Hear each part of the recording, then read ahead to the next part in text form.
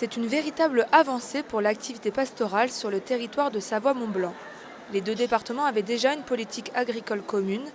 Désormais, leurs pratiques vont converger vers des objectifs communs. Après 2 années de travail, nous allons aider les premières exploitations sur la production laitière.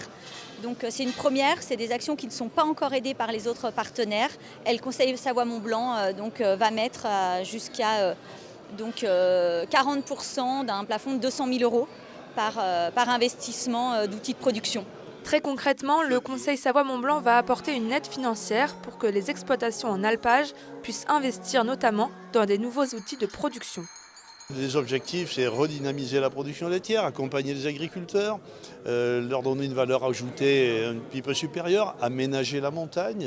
Les alpages, ils sont fragiles, il faut les respecter. La visite des alpages avec des animaux, des troupeaux, c'est un plus. Donc ce sont tous ces sujets qui ont fait que nous avons accompagné l'agriculture. C'est aussi une politique véritablement économique et d'aménagement du territoire. S'il n'y avait plus d'alpagistes, nos montagnes seraient gagnées par la friche et nous n'aurions plus de produits agricoles de qualité. Donc nous avons la chance dans nos deux Savoies, en Savoie-Mont-Blanc, d'avoir des montagnes vivantes et il faut qu'elles le restent.